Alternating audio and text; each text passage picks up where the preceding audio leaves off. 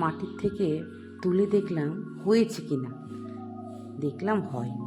কেন হবে? মাত্র 3.5 মাস বয়স। এখনও 15-20 দিন পর এদের ম্যাচিউর হবে। যখন প্রথম অবস্থায় ছিল ফাঁকা ছিল, আস্তে আস্তে ঘন হয়ে গেল। আমি যখন লাগিয়েছিলাম কয়েকটা গাছ ওঠেনি, আমার মনটা খারাপ হয়ে গেছিল। কি ফাঁকা, কেমন লাগছিল দেখতে। কিন্তু এখন বেশ ঘন হয়ে গেছে, সবুজ। নমস্কার, সকলকে স্বাগত জানাই। আজকে দেখতে এসলাম আমার বাদাম গাছগুলো কেমন আছে। দেখতে এসে একটু তো মনটা ছটফট করছে, দেখি না বাদামটা কেমন হয়েছে। তো বাদাম তুলে দেখেছি, দেখতে কেমন হয়েছে আসছি তোমাদের দেখাচ্ছি। কিন্তু বাদাম গাছ দেখতে এত সুন্দর হয়েছে, এত সুন্দর হয়েছে। মাত্র 3বার আমি সার দিয়েছি।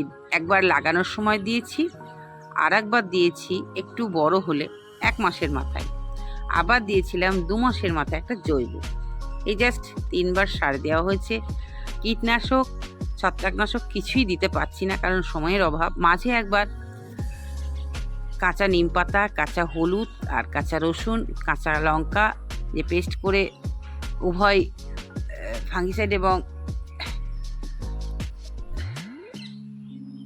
ইনসেক্টিসাইড তৈরি করেছিলাম, সেইটা একটু দিয়েছিলাম। এমনি রেগুলারিটি বজায় রাখার কোনো দরকার নেই, কারণ এমন গাছ অবহেলাতেই হয়ে যায়। সার দিলেও হবে, না দিলেও হবে। সম্পূর্ণ জৈবভাবে তুমি যদি মনে করো যে বস্তার মধ্যে পাতা পচা সার বা সবজির খোসা পচানো শুকিয়ে মাটির সঙ্গে মিশিয়ে চাষ করবো, তাও হবে। কারণ আমি নিজে চাষ করেছি। তো বাদাম চাষ করতাম বস্তায়। তবে বাদাম চাষ করতে গেলে মাটিটা তোমাকে ঝুরঝুরা করতে হবে। আর মাটি ঝুরঝুরা করা আর মূলেই হচ্ছে বালি। বালির ভাগটা একটু বেশি দিতে হবে, 75 ভাগ বালি, আর দিতে হবে 25 ভাগ তোমাকে পাতা পচা সার দিতে হবে। দিলেই কিন্তু বস্তাতে খুব সুন্দর চাষ হবে। বন্ধু, বস্তাতে তো আমি লাগাইনি, এবার আমি লাগিয়েছি খেতে। তো এই দেখো বাদাম তোলা আমার ছেলে তুলেছে, তো তুলে দেখি কেমন হয়েছে। একবার ছাড়িয়ে দেখি। ও বাবা, প্রথমেই দেখতে পাচ্ছি বেশ কাঁচা কাঁচা হয়ে আছে, তার মানে এখনও দেরি আছে। সবে তো 3.5 মাস বয়স হলো এদের। আর একটু হোক, আর 1 মাস বা 15 দিন 20 দিন, যাই হোক, টেস্ট করতেই থাকবো, তুলে দেখবো। তো এত ঘন জঙ্গল হয়ে গেছে, একদম সবুজে চাদরে ঢাকা, তাই মনে হচ্ছে। ভীষণই সুন্দর দেখতে হয়েছে। এগুলো শৌখিন গাছ, আর কিছুই না। খাই না খাই দেখতে ভীষণ ভালো লাগে। আর ভুট্টা, বাদাম এগুলো আমি, মৌরি, সর্ষে এগুলো আমি চাষ করি। ধনে আমি আগাগোড়াই করছি, মোটামুটি 2 বছর হলো চাষের এইসব নিয়ে আছি। আস্তে আস্তে প্রথম অবস্থায় যে অভিজ্ঞতাটা ছিল তার থেকে আস্তে আস্তে বাড়ছে, সাহসও বাড়ছে। যে কোনো গাছ করার মতন মানসিকতা একদম চলে এসেছে। মেরে ফেলবো না, এটা একটা যাই হোক মনে জোর চলে এসেছে।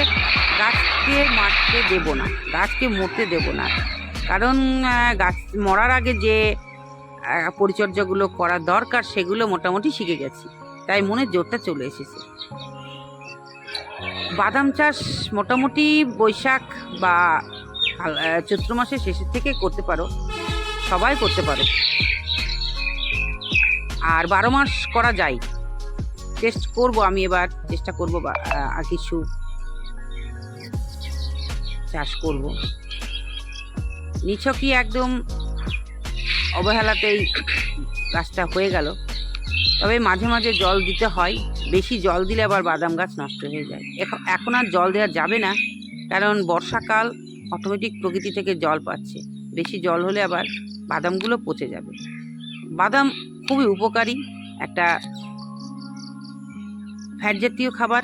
এটা আমরা অনেকভাবে খেতে পারি, মুড়ির সাথে খেতে পারি, ভিজিয়ে খেতে পারি, তরকারিতে বেটে খেতে পারি, সব রকমই খেতে পারি। ভীষণ উপকারী।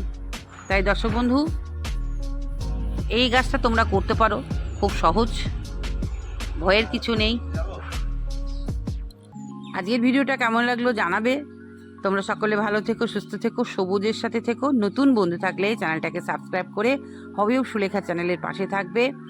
আবদার রইল, সকলে খুব ভালো থেকো, বাগান করো। আর যে কোনো টিপস এই চ্যানেলে পেয়ে যাবে। চ্যানেলে ছোট বড় গাছ সব রকম পরিচর্যা দেওয়া আছে, দেখে নাও। আসি।